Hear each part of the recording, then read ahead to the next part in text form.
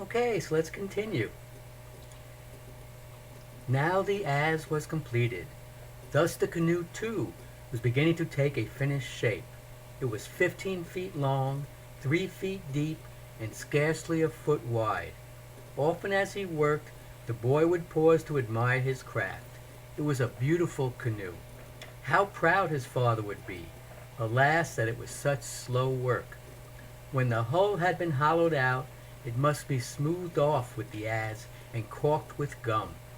Then a mast must be made of pucatee, straight and true, a sail woven from pandanus, and there was rigging to be made of senet, tough and strong as wire. The craft would have been finished sooner if only there were not so many things to interfere. Every day, for example, Mafatu climbed the plateau to his lookout. He had not sorry. He had not missed one day since he arrived on the island.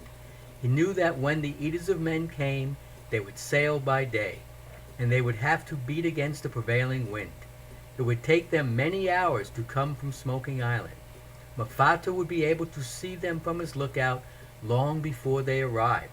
If only he could be ready before they came. He must, he must.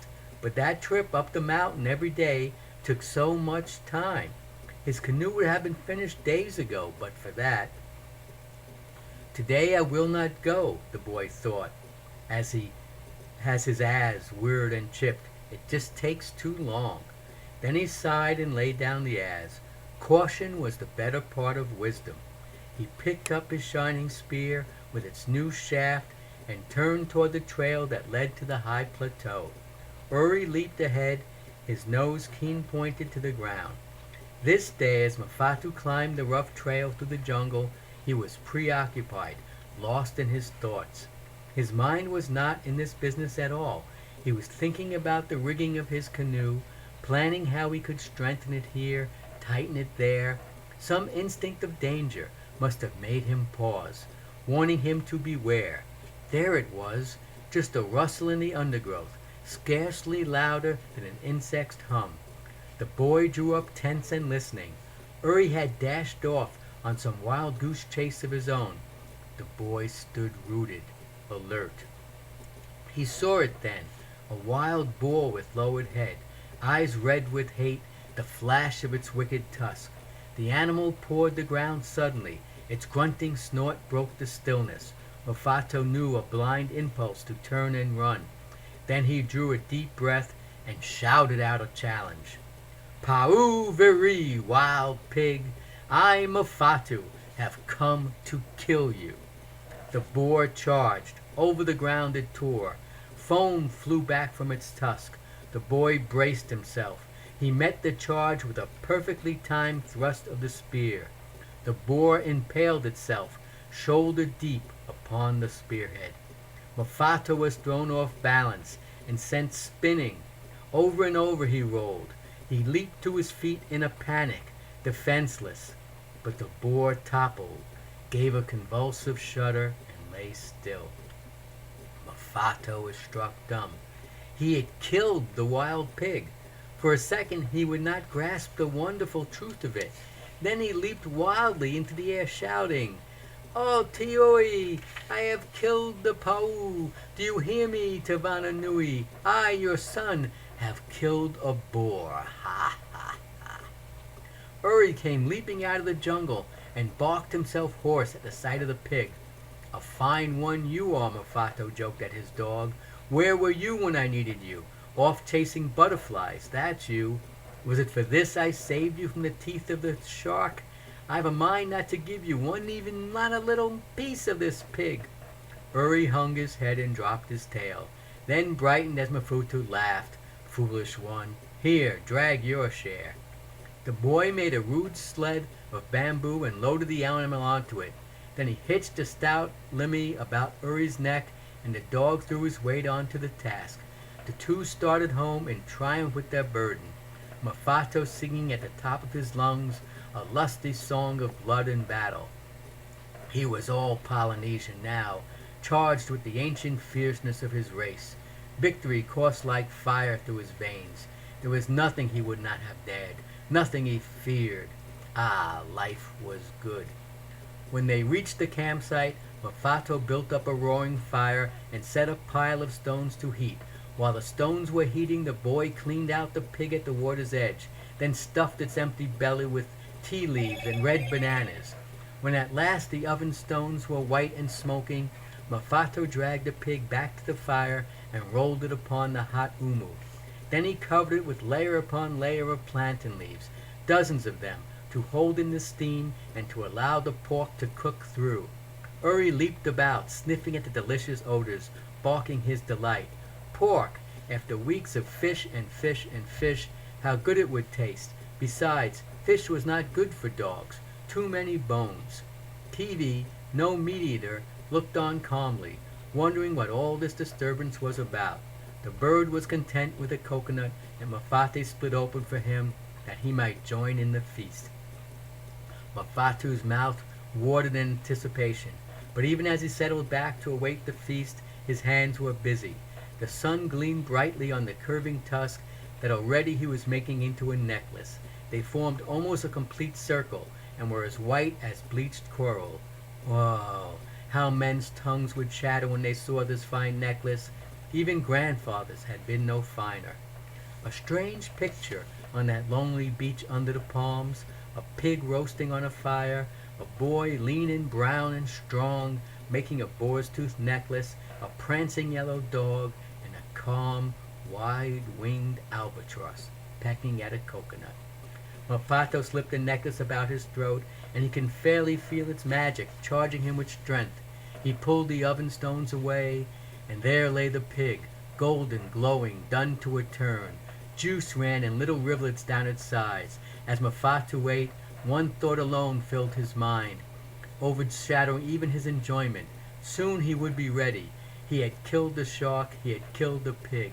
His canoe would soon be completed, and then he would return to Hikuru. The canoe was finished. Mafatu lashed the tough Peru outrigger into place with his hands that trembled. The woven sail was complete and ready, the rigging strong as wire. There, it was all over. The boy could hardly wait to get his craft into the water. Placing logs under the curving stem, he gave a shove and a push. The canoe stirred, moved forward, quick with life. Another shove and the craft slid into the lagoon, and there it floated lightly, easily as a gull poised for flight. Mafatu stood back and surveyed it with shining eyes. He could scarcely believe that all these weeks of labor were at an end. Suddenly it was quiet. With a lifted head he offered up a prayer with which all ships were launched at Hikuru. Taru, mighty one, my thanks to you in this task completed, guided on your back to safe harbor. Taru-eh, Taru-eh. The boy leaped into the stern, picked up the paddle, and ran up the sail. Uri sprang into the bow, yelping with joy. Kiwi sailed far overhead on widespread wings. The breeze caught the sail, swelled it into a golden curve. The outrigger leaned at a sharp angle and sped ahead towards the distant reef. Spray flew back from the prow and Mafatu's heart beat high. He let out the sheet, wrapped the rope around his foot, gripped the steering paddle with both hands. He was filled with pride in his canoe. Never had he been as happy as in this moment. Out toward the black reef, closer and closer the canoe skipped on a wide walk of speed. The late afternoon and the sun was setting in a blaze of glory, but the boy was reluctant to turn back. He knew that he should have climbed to the lookout that morning. This was the first day he had neglected that duty, but the temptation to complete his canoe had been too great. Tomorrow at daybreak he would climb the plateau for the last time, and then home to Hikuru. As the little craft skimmed out towards the reef, the thunder of the surf increased. Waves, born far south in the Antarctic ice, the home of all waves, broke their backs upon the coral. Gathering far out, they charged the reef, seahorses with flinging manes of foam. The surf shot skyward, and above its mist seagulls swooped and darted. The reef thunder no longer filled Mafatu with unease. He had lived too close to it these weeks. Out here, half a mile from shore, detached from all security of land, he had come to believe that at last he had established a truce with Moana, his skill against the ocean's might. The boy skirted along the edge of the reef, lowered his sail, and dropped overboard the lump of coal which served as an anchor. Then he took out his fish line and baited the hook with a piece of crab. He wanted to enjoy to full this new sensation of confidence in himself, this freedom from the sea's threat. He looked back at the land, but without longing. The high peak, purple in the waning light, stood somber against the sky. The valleys were shadowed with mystery. All these weeks he had lived close to the island and been grateful for its bounty. But he'd been born on an atoll, a low island, and all his life had been spent in the open sea and wind-swept palms. There was something gloomy and oppressive in this island. This reef was part of his heritage. The sea at last was as much his element as the land. This realization flooded through him in a warm tide of content. He lowered his fish line, fastened it to the thwart, and looked deep down into the clear water.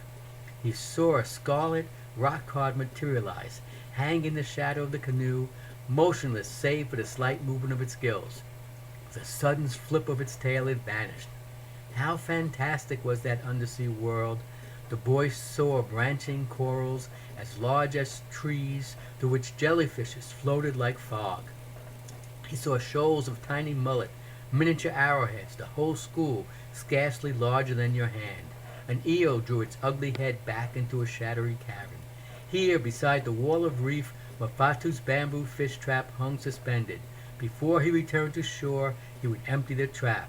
It had been undisturbed since the tiger shark was killed, and each day it yielded up a good supply of mullet or crayfish or lobsters. Here the wall of living coral descended to the floor. Its sides were pierced with caves of darkness, whose mystery the boy felt no desire to explore. Far below, perhaps 40 feet, the floor of the lagoon was clear and green in the light. A parrotfish emerged from the gloom, nibbled at Mafatu's bait, then vanished. These fish must be well fed. My meal of crab meat does not tempt them. The boy decided to give up and content himself with the fish in the trap. He leaned over the gunwale and pulled it up out of the water. Through the openings in the cage, he could see 3 lobsters, blue-green and fat. What luck! As he dragged the heavy trap over the gunwale, the fiber cord that fastened his knife about his neck caught on the end of bamboo. The trap slipped, the cord snapped, the knife fell in the water. With dismay, the boy watched it descend. It spiraled rapidly, catching the sunlight as it dropped down to the bottom, and there it lay, just under the edge of a branching staghood. Mafatu eyed it uncertainly. His knife, the knife he had made so hard to shape. He knew what he ought to do. He should dive and retrieve it. To make another knife would take days. Without it, he was seriously handicapped. He must get his knife. But the reef wall looked dark in the fading light. Its black holes were the home of the giant octopus. The boy drew back in panic. He had never dived as deep as this. It might even be deeper than he thought. The clear water sometimes confuses distance. The knife looked so near, and yet the boy gazed down at it with longing.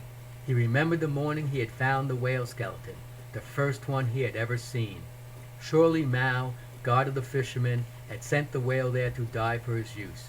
The long hours that had gone into making the knife, it had saved Uri's life.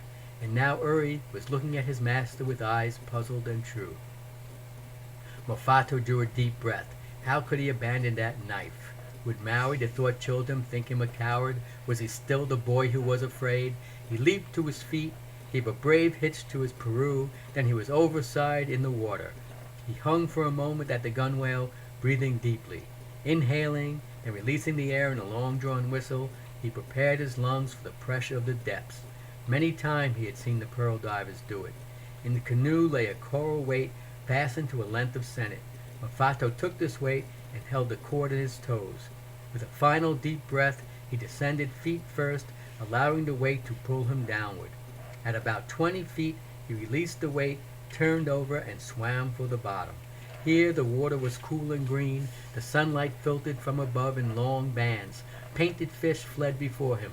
He saw a giant clam, 5 feet across and taller than he, its open lips waiting to snap shut upon fish or man. A shadow moved above the boy's head, and he glanced upward in alarm. Only a sandsaw, cruising harmlessly. An eel, like a cold waving ribbon, touched his leg and was gone. The knife, there it lay, how sharp and bright it looked. Now the boy's hands were upon it. He seized it and sprang toward the light. In that second, a whiplash shot out from the cabin at his back, a lash like a length of rubber hose. The boy caught the flash of vacuum cups that lined its surface. Panic stabbed him. The octopus! Another lash whipped forth and encircled his waist. It drew taut. Then the octopus came forth from its den to face him and kill him. Mafatu saw a purplish globe of body, eyes fixed as fate, a parrot mouth, cruel and beaked, that worked and worked. Another whiplash encircled the boy's leg. The knife!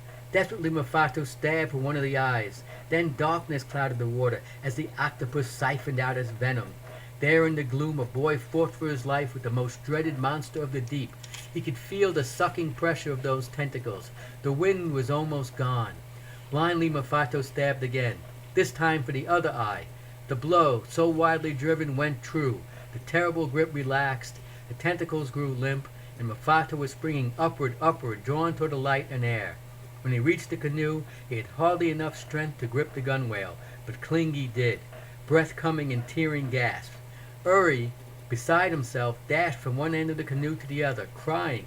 Slowly strength returned to the boy, and warmed his chilled soul. He dragged himself into the canoe and collapsed on the floor. There he lay in a trance. The sun had set. Dusk was rising from the surface. Mafatu struggled upright and peered cautiously over the side of the canoe. The water had cleared. Down there, 40 feet below, the octopus lay like a broken shadow. The white cups of its tentacles gleamed dully in the gloom. With shark line and hook, the boy fished up the body. As he dragged it into the canoe, one of the tentacles brushed his ankle. Its touch was clammy and deathly. Mafatu shuddered and shrank away. He had eaten squid and small octopus ever since he was born, but he knew that he could never touch a mouthful of this monster.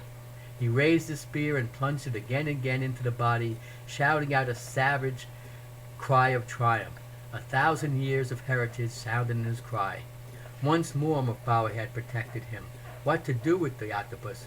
The boy decided to cut off the tentacles. They would dry and shrink, but they would still be of size, and the people of Akura would say, "See, Mafatu killed the Feki single-handed."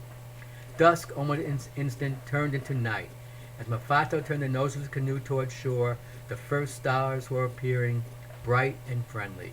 There was the Southern Cross, pointing towards the end of the world. The lagoon was a black mirror, dusted with starshine. Far below in the dark waters, illuminated fish moved and had their being. Meteors, galaxies, constellations under the sea. The boy saw a line of light, now as a blade, as the rare pala flashed away in a quest. A sand shark, phosphorescent ghost, darted under the pala, seized it in a swirl of luminous mist. The mist faded slowly. It was blood. Mysterious life forces were completing their cycle in those depths. The sea, no more to be feared than earth or air, only another element for man to conquer. And he, Mafatu, had killed the Feki. As he dipped his paddle with a swinging rhythm, his thoughts turned to tomorrow. Tomorrow I will go home. Tomorrow. Tomorrow, tomorrow. He dragged his canoe up on the beach, placed the logs under the stem so that he might launch it easily. He would never need to climb the plateau again. Let the eaters of men came. He waited for his supper to cook. He was preparing for his journey. He would start at daybreak in the ebon tide. He would be ready. He filled bamboo containers with fresh water, sealed them with leaves, watertight and secure. He stored them in the canoe. He prepared a poi of bananas and sealed it likewise into containers. There it would ferment and sour and become delicious. Then he picked a score or more of drinking nuts and flung them into the canoe. As he trotted back and forth across the beach and his supper steamed on the fire, one more thought. Tomorrow I shall start home, tomorrow and tomorrow. Then he lay down to sleep that night. There was a thankfulness in his heart. To Vananui he whispered, "My father, I want you to be proud of me." He fell into a sleep, dreamless and heavy. Before dawn, he was awakened by the sound of measured booming, like the beating of a supernatural drum.